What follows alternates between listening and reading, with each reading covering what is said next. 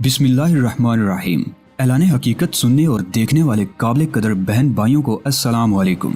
नाजरीन, अल्लाह के फजलो करम से आज आपके इस मनपसंद चैनल पर 11वीं सीरीज शुरू की जा रही है, जो कि उम्मीद है कि आपका ईमान ताज़ा कर देगी। मुझे यकीन है कि आप बड़े ही इन्हमाक और तवज्जो से मुकम्मल कहानी सुनने पर मजबूर हो जाएंगे। पहली 10 सीरीज तकरीबन तमाम नाजरीन सुन चुके हैं या सुन रहे हैं। नए दोस्तों की रहनुमाई के लिए बताता चलूं कि चैनल की प्लेलिस्ट में तरतीब वार तमाम सीरीज और अक्सात अपलोडेड हैं। मजीद तमाम कहानियों की प्लेलिस्ट डिस्क्रिप्शन में मौजूद है। दोस्तों, आपके प्यारे प्यारे कमेंट्स पढ़कर बहुत ही खुशी होती है। आपका प्यार और हौसला अफजाई मजबूर करती है कि ये सिलसिले हमेशा से जारी रखे जाएं। तो चलिए नई सीरीज की तरफ अपने कदम बढ़ाएं। लेकिन आखिर में एक गुजारिश है कि रोजाना जब भी आप किस्त मुकम्मल देख लिया करें तो वीडियो का लिंक कॉपी करके अपने दोस्तों अजीजों को शेयर करने के साथ साथ फेसबुक और सोशल मीडिया पर शेयर कर दिया करें। इससे हमें सपोर्ट और हौसला अफजाई होगी और हम मजीद अच्छी से अच्छी कहानियों का सिलसिला जारी रख सकेंगे। अल्लाह निगहबान। फायर।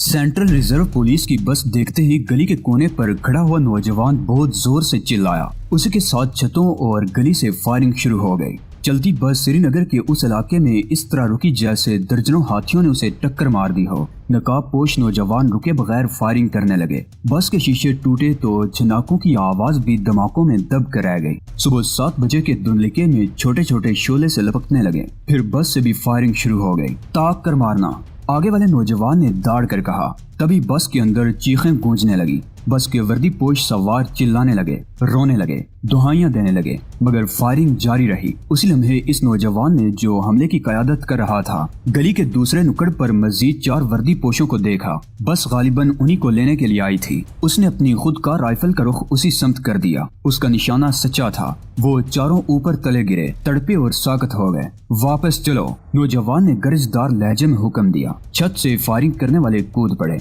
गली में मौजूद हुर्रियत पसंदों ने तेजी से वापसी के लिए कदम उठाए। वो उल्टे पैरों दौड़ने लगे क्योंकि उन्हें उन 4 नौजवानों को भी कवर देना था जो अभी छतों से कूदे थे। फायरिंग में वक्फा आते ही पुलिस की बस तेजी से दौड़ गई। नौजवानों की रफ्तार इससे भी ज्यादा तेज थी। वो एक दूसरे से जुदा हुए और अलग अलग गलियों से निकलकर मरकजी शाहरा पर मौजूद उस हुजूम में गायब हो गए जो दफ्तरों की तरफ जा रहा था। कश्मीरी हुर्रियत पसंदों के इस हमले में 6 पुलिस एहलकार मारे गए, 10 जख्मी हुए। आजादी की तहरीक अब अपना रास्ता खुद मुंतखब करने के काबिल हो चुकी थी।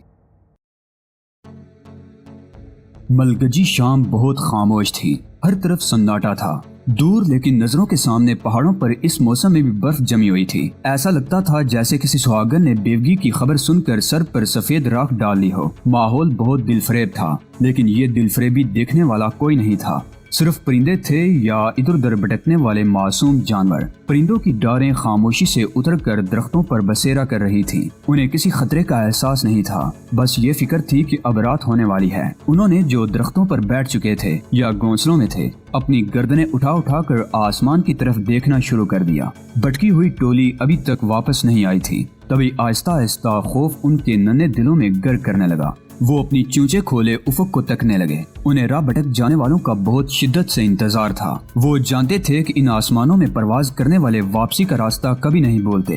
दफतन आसमान पर कोई बेहंगम बेडोल परिंदा देखकर वो सब चौंक उठे। इस बदनुमा मगर बड़े परिंदे की चंगाड़ भी बहुत खौफनाक थी। वो बर्रा मार कर उड़ने लगे और वो खौफनाक परिंदा एक गरजदार आवाज के साथ उनके ऊपर से गुजरता चला गया। इस हैबतनाक आवाज के मादूम होते ही घोंसले फिर आबाद होने लगे। लेकिन अभी सूरज पूरी तरह गुरूब भी ना हुआ था कि परिंदों में हलचल सी मच गई। राह भटक जाने वाली टोली अचानक ही नमूदार होकर टहनियों और डालियों पर बैठ रही थी। पूरी वादी परिंदों की चहचहाहट से गूंज उठी। ऐसा लग रहा था जैसे वो सब मिलकर खुशी का कोई गीत गा रहे हों। ऐन उसी वक्त वो फिर सहम गए। खौफ ने एक मर्तबा फिर उनके दिलों को जकड़ लिया। उसी लम्हे एक पहाड़ी बकरे ने भी बहुत उकताहट के आलम में अपनी गुफा से मुंह निकाल कर उनकी तरफ देखा। शायद उसे भी ये अचानक खामोशी अच्छी नहीं लगी थी। अभी वो सब सहमे हुए ही थे कि खतरे की आवाज भी सुनाई देने लगी। ये खच्चर की मखसूस ठप ठप थी। उसकी सही समत का अंदाजा लगाना मुश्किल न था। यह आवाज दाईं तरफ से आ रही थी। फिर दफतन बस अगले ही लम्हे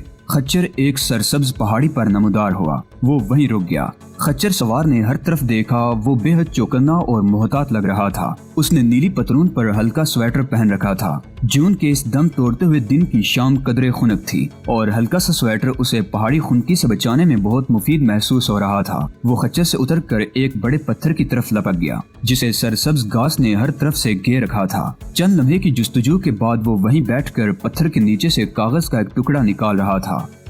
जीवन, वो खुशी से चिल्ला उठा। अब फिक्र मत करो, रास्ता मिल गया है। ये कहते हुए उसने खच्चर की तरफ देखा तो वो उदास अंदाज में सर हिलाने लगा। जीवन उसके खच्चर का नाम था और इस पहाड़ी वादी के सफर में इस मासूम जानवर ने इस नौजवान का भरपूर साथ दिया था। नौजवान सीधा खड़ा हो गया। अब वो पहले से ज्यादा दराज कामत लग रहा था। बाबा वाली पहाड़ी पर उसने ऐलान करने वाले अंदाज में कहा। उसमें अचानक ही फुर्ती आ गई थी। निकल चले जीवन, उसने खच्चर की पीठ पर हाथ रखकर बड़े प्यार से पूछा और फिर रस्सी थाम कर पगडंडी से उतरने लगा। परिंदों ने बड़ी हैरत से उसकी तरफ देखा। यूं लगता था जैसे वो भी रास्ता भूलकर इस तरफ आ निकला था और अब रास्ते का सुराग पाकर मंजिल की तरफ जा रहा है। उसके जाते ही परिंदों ने सर नहीं उड़ा लिए, परों में गर्दनें छुपा ली। अंधेरा होने लगा था। वो भी थके मांदे थे, लेकिन उन्हें इस मुसाफिर पर हैरत थी जो सस्ताए बगैर आगे बढ़ गया था। वो नहीं जानते थे कि ये राह इश्क का मुसाफिर है। थका हारा मुसाफिर जो ही एक पहाड़ी नाले पर पहुंचा, खुशी से उसकी सारी थकन दूर हो गई। उसकी नजरें उस हल्की सी रोशनी को तलाश करने में नाकाम नहीं रही जो सिर्फ इस जैसे मुसाफिरों की रहनुमाई के लिए रोशन थी। मंजिल सामने पाकर भी इस नौजवान की रफ्तार कम नहीं हुई। जीवन, चलता रह, बस सामने की बात है, फिर खूब आराम करना, तेरी मालिश भी करूंगा यार। फूंक फटने से पहले नौजवान मुसाफिर उस पहाड़ी गुफा में दाखिल हो चुका था जिसकी कशिश उसे श्रीनगर से यहाँ तक खींच लाई थी। अब उसके चेहरे पर खलंडरापन नहीं, पहाड़ों जैसी संगीनी थी। उसकी आंखें चमक रही थी और वो जीवन से उतरकर उसे खींचता हुआ मजीद अंदर ले जा रहा था। मेरे बच्चों, सफेद रेश बुजुर्ग ने बहुत धीमे लहजे में उनसे खिताब शुरू किया था। यहाँ मौजूद अफराद की तादाद बमुश्किल 50 थी। उनमें नौवार टीपू भी था और अशरफ डार भी, सिकंदर भी था और अरशद भी। वो सब मकबूजा कश्मीर के मुख्तलिफ इलाकों से आए थे। ये उनकी तीसरी ग्रुप मीटिंग थी और ये बात बहुत पहले तय हो चुकी थी कि चौथी मीटिंग श्रीनगर ही में होगी। उस वक्त वो जिस कमरे नुमा गार में थे उसकी संगी दीवारों पर तुगरे लगे हुए थे। सबसे नुमाया तुगरा अल्लाह अकबर का था जिसके साए में बुजुर्ग ने इनसे खिताब शुरू किया था। मैं चाहता हूँ कि तुम सब अपने अपने इलाकों की रिपोर्ट पेश करके हल्के हो जाओ ताकि अगले चंद माह की मंसूबाबंदी पर बात शुरू हो सके। अब्दुर्रहमान, पहले तुम। टीपू खड़ा हो गया। उसे इल्म था कि हजरत ने उसे इसके असली नाम से पुकारा है। उसका नाम अब्दुर्रहमान बुलबुल शाह के नाम पर रखा गया था, जिन्होंने 1420 की दहाई में कश्मीर के बुद्ध मत हुक्मरान रंजन शाह को मुसलमान किया था और जिनकी दुआओं के तुफैल इसी नौ मुस्लिम ने सुल्तान सदरुद्दीन के इस्लामी नाम से ऐनान हुकूमत संभाली थी। आला हजरत। टीपू की आवाज साफ और वाज़ेह थी। हमने अपनी जवानी और जिंदगी कश्मीर की आज़ादी के लिए वक्फ कर दी है। मेरे ग्रुप को इस साल के 10 जून तक जो भी टास्क मिला वो पूरा किया गया। अब श्रीनगर के गली मोहल्लों और मदरसों में न सिर्फ हमारी बात सुनी जा रही है बल्कि इस पर अमल भी हो रहा है। 27 अक्टूबर 1988 को हमने पहला अस्करी मिशन हाथ में लिया था। इसके तहत लाल चौक में खड़ी एक मारुति वैन में बम रखकर उसे तबाह कर दिया गया। ये गाड़ी खुफिया पुलिस की थी और इसमें मुजाहिदीन के एक दूसरे ग्रुप से मुतालिक आम फाइलें पुलिस हेडक्वार्टर ले जाई जा रही थी। अगर ये फाइलें हेडक्वार्टर तक पहुंच जाती तो दुश्मन हम पर शब खून मार सकता था। इस ऑपरेशन में एक मुस्लिम खातून भी जख्मी हुई जो ऐन धमाके के वक्त फुटपाथ पर जा रही थी। इसका हमें कलक रहेगा। तुम्हारे बाप का क्या हाल है फर्जंद? बुजुर्ग रहनुमा ने बड़ी शफकत से पूछा। वो मुस्कुरा भी रहे थे, हमेशा जैसा। टीपू का चेहरा खिल उठा। वो मुझे नहीं रोकते, मैं उन्हें नहीं टोकता। वो अल्लाह का नेक बंदा है मेरे बच्चे, बुजुर्ग ने संजीदगी से कहा। ये ठीक है कि वो सरकार का नौकर है, लेकिन इस काम में उसका दिल नहीं लगता। वो सिर्फ इस वजह से ये नौकरी बर्दाश्त किए जा रहा है कि हमें अभी सरकारी दफ्तर में उसकी जरूरत है। क्या ये सच नहीं कि उसने तुम्हारे एक ग्रुप हॉस्टल पर छापे की इत्तला कबल अज वक्त दे दी थी? ये दुरुस्त है, टीपू ने जवाब दिया, मगर मैं ये चाहता हूँ कि मेरे बाबा भी उसे उसका काम करने दो। ये बताओ कि सेंट्रल रिजर्व पुलिस का क्या हाल है? 9 जुलाई 1999 को हमें हिदायत मिली थी कि सीआरपी के हौसले पस्त करने के लिए कार्रवाई की जरूरत है। टीपू का लहजा स्पाट हो गया। हमने बहुत मोहतात मंसूबाबंदी की और इस यूनिट का पता चला लिया जिसने जीना कदल में फायरिंग करके 4 नौजवानों को शहीद किया था। 13 जुलाई की सुबह जब ये यूनिट वापस जा रहा था تو ہم نے 3 مکانات کی چھتوں اور ایک گلی سے اس پر چھاپا مارا۔ وہاں کچھ دیر باقاعدہ مقابلہ رہا، لیکن CRP والے محض 5 منٹ بعد پسپا ہو گئے۔ بس میں سوار 2 پولیس والے ہلاک ہوئے، جبکہ بس میں چڑھنے کے لیے مقررہ مقام پر موجود 4 کانسٹیبل جان سے ہاتھ دھو بیٹھے۔ اس شاندار کارکردگی پر سری نگر ایریا کو خراج تحسین پیش نہ کرنا ناانصافی ہوگی حضرت۔ سنورا کلی پورا سے آئے ہوئے اشرف ڈار نے پرجوش لہجے میں کہا۔ اشرف ڈار کو وادی کے مسلمان شیر بھی کہتے تھے اور چھلاوا بھی۔ وہ سری نگر سے گلمرگ جانے والی شاہراہ پر 20 کلومیٹر دور حسین ترین اور شاداب گاؤں سنورا کلی پورا سے آیا تھا، لیکن یہ بات سبھی جانتے تھے کہ اشرف ڈار پوری وادی میں کام کرتا ہے۔ وادی کے سیبوں سے زیادہ سرخ اشرف کی پیشانی چوڑی تھی اور آنکھوں کی چمک چولی کھا رہی تھی کہ وہ کسی بڑے کام کے لیے پیدا ہوا ہے۔ یہ اشرف ڈار ہی تھا جس نے اپنے گاؤں سے کچھ دور ماگام سکول کی عمارت پر اس وقت پاکستانی پرچم لہرایا تھا جب آزادی کی بات کرنا رواج نہیں تھا۔ یہ کام تمہیں کو زیب دیتا ہے میرے نوجوان، بزرگ نے ہاتھ ہلا کر کہا۔ ایک مجاہد ہی دوسرے کو خراج تحسین پیش کر سکتا ہے، کہو تمہاری کیا رائے ہے؟ سری نگر یونٹ نے اس آپریشن میں جس مہارت کا ثبوت دیا، اس کی توقع باقاعدہ تربیت یافتہ چھاپا ماروں سے بھی نہیں کی جاتی جناب، اشرف ڈار نے کہا۔ اس آپریشن میں مجاہد ٹیپو نے حیرت زدہ کر دینے والی پھرتی، احتیاط اور منصوبہ بندی کو یکجا کر دیا تھا۔ اس کے بعد مجاہدین جس تیزی سے ہجوم میں شامل ہو کر واپس ہوئے تھے وہ بھی بہت قابل تعریف بات ہے۔ ہمیں خوشی ہوئی ہے کہ اس کارروائی کی ذمہ داری جموں کشمیر لبریشن فرنٹ نے قبول کر کے ہماری عزت افزائی کی۔ سری نگر گروپ کا دانشور مجاہد سکندر ہنس کر بولا۔ ویسے حزب اللہ اسلامیہ جمہوریہ والے بھی اس کی ذمہ داری قبول کر چکے ہیں۔ اللہ اکبر، بزرگ نے پرجوش انداز میں ہاتھ اٹھا کر کہا۔ زیادہ خوشی اس بات کی ہے کہ تمام تنظیمیں اور گروپ ایک دوسرے کے قریب آ رہے ہیں۔ ویسے یہ پتہ چلا کہ 20 جولائی کو خیام سینما میں کس نے بم رکھا تھا۔ میری اطلاع کے مطابق ہماری مائیں اور بہنیں بھی اپنے طور پر سرگرم ہیں۔ خیام سینما کے بیت الخلاء میں بم رکھنے کی کارروائی انہی کے کسی ایسے گروپ کی ہے جو ابھی تک سامنے نہیں آیا، ٹیپو نے جواب دیا۔ یہ بم خواتین کے ٹوائلٹ میں رکھے جانے سے یہی اندازہ ہوتا ہے کہ یہ کسی مجاہدہ کا کارنامہ ہے، سوپور کا ساکی بولا۔ وہ اب تک خاموش تھا، اس کے چہرے سے بلا کی ذہانت ٹپکتی تھی۔ میری رائے یہ ہے کہ سرکاری اداروں کے خلاف حملے جاری رکھے جائیں، ٹیپو نے اپنی تجویز رپورٹ کے ساتھ پیش کر دی۔ اس کے بعد دیر تک بحث ہوتی رہی۔ کھانے کے لیے وقفہ ہوا تو سب نے آلو گوشت اور موٹی روٹی خوب رغبت سے کھائی۔ اس کے بعد بزرگ رہنما کا وہ خطاب شروع ہوا جس نے آنے والے مہینوں میں مجاہدین کے منصوبوں کے لیے نئی راہیں متعین کر دیں۔ تم سب کو علم ہے کہ دشمن کتنا عیار اور کتنا ظالم ہے۔ حضرت کی آواز میں بلا کا گداز تھا۔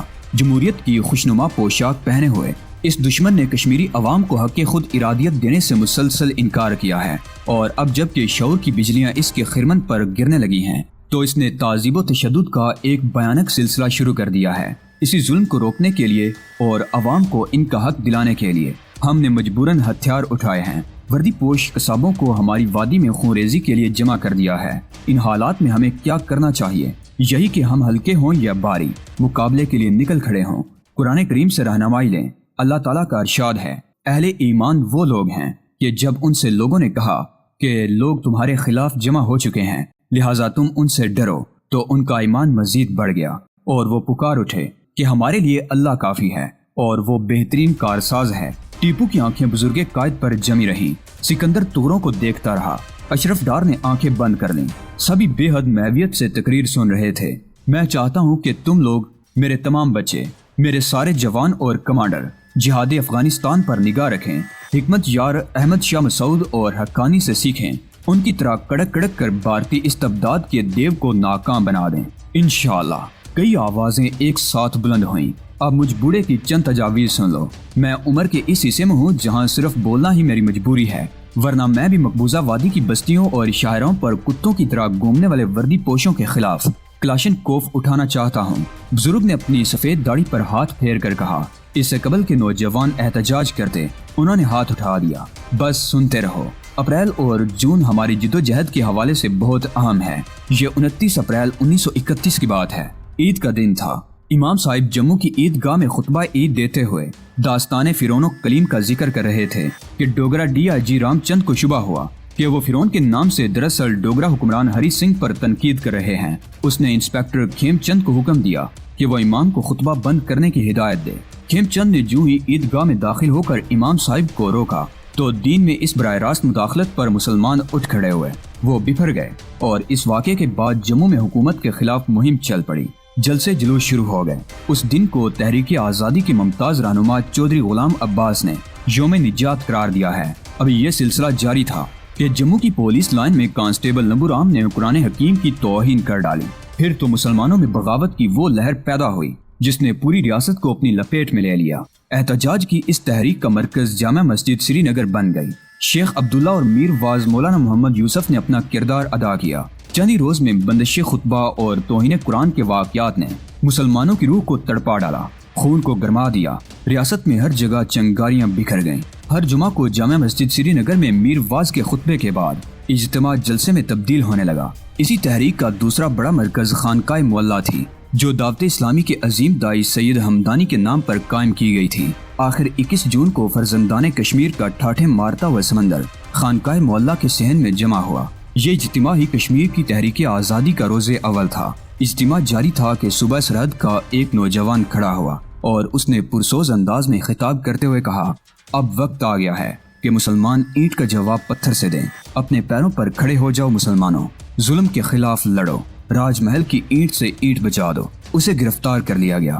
سری نگر جیل میں اس کے مقدمے کی سماعت ہوئی تو لاکھوں مسلمان اپنے اس بائی سے یکجہتی کا اظہار کرنے کے لیے جمع ہو گئے۔ اسی اثناء میں نماز کا وقت آیا تو کسی نوجوان نے اذان دینا شروع کی، وہ بھی شہید ہو گیا۔ اذان مکمل ہوئی تو اس کی تکمیل کرنے والے 22 نوجوان شہید ہو چکے تھے۔ غار میں سناٹا چھا گیا، نوجوانوں نے سانس تک روک لی۔ بزرگ کی داڑھی آنسوں سے تر تھی۔ تو میرے بچوں، یہ تھے ہمارے پہلے شہید۔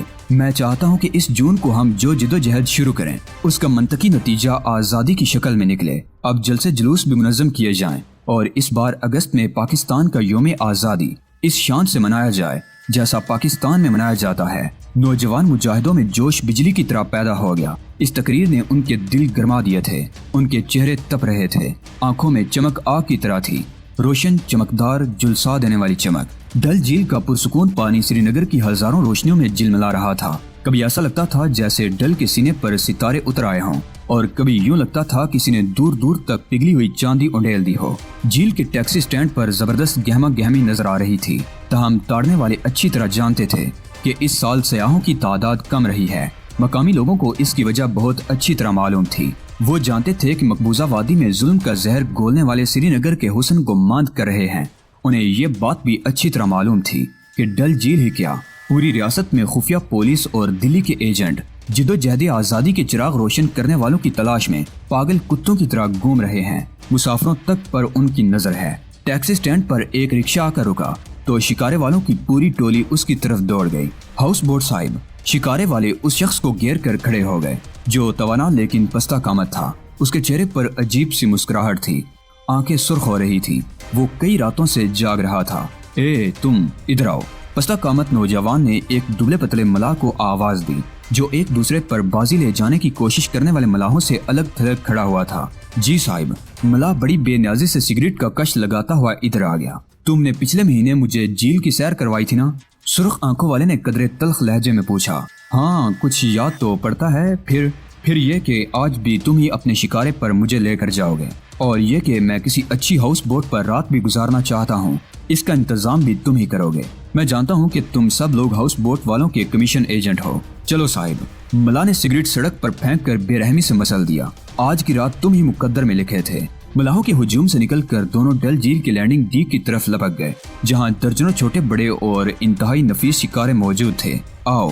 ملاح نے پہلی بار لب کھولے۔ میرے پاس نشاط محل ہے سکندر۔ گڈ۔ سکندر نے سنجیدگی سے سر ہلا کر جواب دیا۔ وہ ملاح کو بہت اچھی طرح پہچانتا تھا۔ ان کی پہلی ملاقات 3 روز قبل ہی سری نگر کالج کے ہاسٹل میں ہوئی تھی۔ ملاح عاصم کا تعلق اننت ناگ اسلام آباد سے تھا اور وہ سری نگر میں رابطے کا کام کر رہا تھا۔ شکارے میں بیٹھتے ہی عاصم نے دل کی شکل والے پتوار سنبھال لیے۔ سکندر اس کے بالکل سامنے نرم و ملائم نشست پر کشن کا سہارا لے کر بیٹھ گیا۔ اب انہیں نشاط محل ہاؤس بوٹ تک جانا تھا جو قدرے دور لنگر انداز تھی۔ پرسکون پانیوں میں پتوار کی چھپا چھپ نے سینکڑوں لہریں پیدا کر دی اور شکارہ کسی جھٹکے یا ہچکولے کے بغیر روانہ ہو گیا۔ شاندار، سکندر نے ہنس کر کہا۔ تم نے شکارہ چلانے کی بہت زیادہ مشق کی ہوئی ہے۔ میرے یہ ہاتھ اتنی ہی مہارت سے کلاشن کوف بھی چلا لیتے ہیں برادر۔ عاصم نے بہت دھیرے سے مگر بے حد شوخ لہجے میں جواب دیا۔ اس وقت ان کے پاس کوئی دوسرا شکارہ نہیں تھا۔ मैं तुम्हें झील का एक चक्कर दूंगा ताकि देखने वाले यही समझें कि हमें निशात महल जाने की जल्दी नहीं। पतवार तुम्हारे हाथ में है जाने ब्रदर, जहाँ चाहो ले चलो। सिकंदर ने दोनों हाथ सर के नीचे रखकर मंजर पर नजरें जमा दी। वो ये मंजर पहली बार नहीं देख रहा था। वो यहीं पला बड़ा था, लेकिन आज उसे रह रह कर ये एहसास हो रहा था कि न जाने कब और कहां उसकी जिंदगी की शाम हो जाए। अभी वक्त है सारे मंजरों को दिल में उतार लो। पतवार की छपाछप सुनकर अचानक ही आबी परिंदों की हलचल मच गई। वो बहुत तेजी से उड़े और एक मुतहरक बाग की समत में चले गए, जिसमें झुकी हुई कोई औरत झील में उगाने वाली आबी जड़ें और पौधे उखाड़ कर अपने शिकारे में जमा कर रही थी। ये आबी जड़ें मवेशियों के चारे के तौर पर काम आती हैं। वो कमल बाग के करीब से गुजरने लगे तो सिकंदर एक तवील सांस लेकर रह गया। बाग अपने शबाब पर था। वो उफक की समत देखने लगा। दूर दूर तक रोशनियां नजर आ रही थी। ऐसा लग रहा था जैसे जुगनुओं की फौज ने सफ़ें बांध रखी हों। कोई खास खबर सुनाओ मेरे शायर। आसिम ने खामोशी तोड़ने के लिए बस यूं ही फरमाइश कर डाली। पतवार चलाते हुए उसके बाजुओं की मछलियां तड़पती साफ नजर आ रही थी।